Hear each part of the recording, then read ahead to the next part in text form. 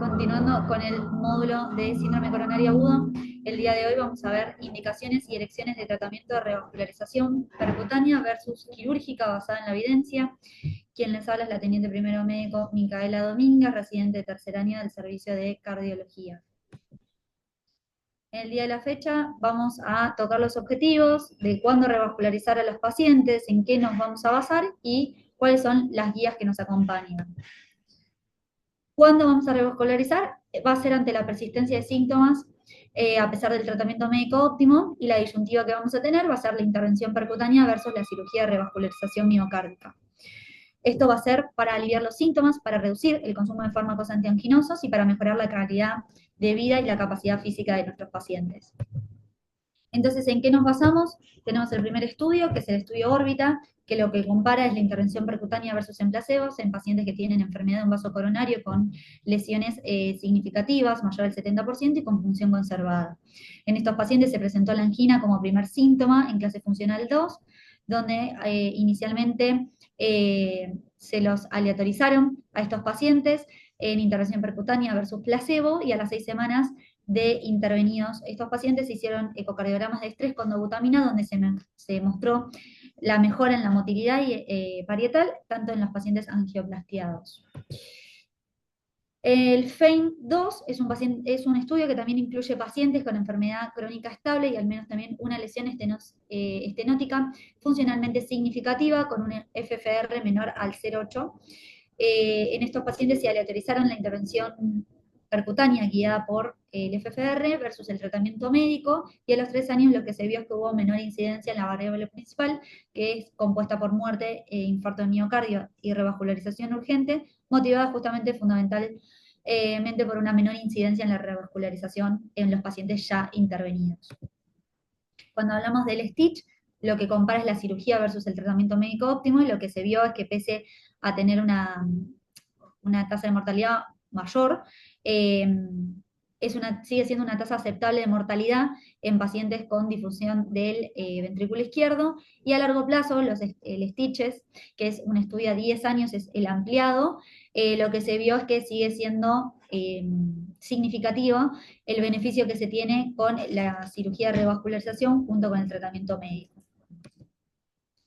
El estudio Syntax también, en este caso, lo que nos compara es un poco la intervención percutánea versus la cirugía de revascularización, donde también se ve en el MACE, y los distintos tipos de complicaciones, como los ACVs o las mortalidades las mortalidades periprocedimientos. En estos pacientes, la conclusión a la que se llega es que en pacientes que tienen enfermedad de tronco coronario izquierdo o enfermedad de 3 vasos, la mejor opción va a seguir siendo la cirugía de revascularización miocárdica. Entonces, cuando hablamos de nuestras guías, lo que vemos en este caso es las indicaciones para la revascularización en pacientes con anginas estables o isquemias silentes, que los vamos a dividir tanto por pronóstico o por síntomas, y las indicaciones 1A van a ser en estenosis de tronco coronario izquierdo con lesiones mayor del 50%, en DA también a nivel proximal mayor del 50%, en pacientes con enfermedad de 2 o 3 vasos con estenosis mayor del 50%, y función deteriorada, y en pacientes con los síntomas, obviamente en estenosis coronaria hemodinámicamente significativas, que tengan angina limitante o equivalentes de angina que no se den con el tratamiento médico óptimo. Entonces, las recomendaciones sobre los criterios para la elección de cirugía versus intervención percutánea van a ser la evaluación del riesgo quirúrgico, que lo vamos a hacer con la puntuación STS, el Euroscore 2, y a su vez la evaluación de la complejidad, que lo vamos a hacer con la puntuación de Syntax para evaluar la complejidad de la anatomía y el riesgo de morbimortalidad a largo plazo tras la intervención percutánea. Acá, a modo ilustrativo, vemos el Syntax, donde podemos ver las lesiones, y cada tipo de lesión va a tener un puntaje. Y en las recomendaciones sobre los tipos de revascularización vamos a abrir las aguas dependiendo si hay enfermedad de un vaso coronario, si hay enfermedad de 2 vasos coronarios, el tipo de compromiso que afectan estos vasos, si es la descendente anterior o el tronco coronario izquierdo. Al tronco coronario izquierdo también se le hace la puntuación de Syntax,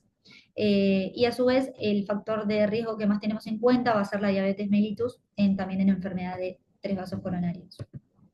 Entonces, a favor de la cirugía, lo que tenemos son las características clínicas del paciente, la presencia de diabetes, de disfunción ventricular, la contraindicación para otro tipo de procedimiento, o la restenosis del estén difusa y recurrente. En cuanto a los efectos anatómicos y técnicos, la puntuación de Syntax mayor al 23%, la alta probabilidad de que no se revascularice de manera completa por la vía percutánea, o lesiones coronarias con calcificaciones extensas. A su vez, pacientes que son sometidos a otras cirugías, como cirugías cardíacas concomitantes o enfermedad de aorta ascendente con indicación quirúrgica, la cirugía de revascularización miocárdica va a ser la de elección.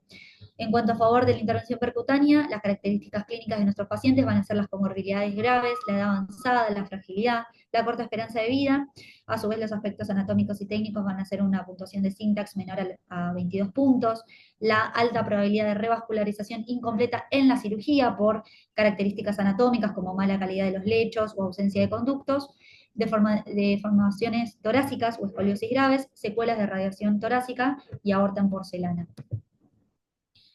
Entonces, la recomendación sobre la revascularización de pacientes con insuficiencia cardíaca y disfunción sistólica, obviamente la revascularización es una primera opción y vamos a tener en cuenta la enfermedad multivaso, los riesgos quirúrgicos y a su vez el estado de los factores de riesgo como la diabetes y otras comorbilidades. Desde ya, muchas gracias.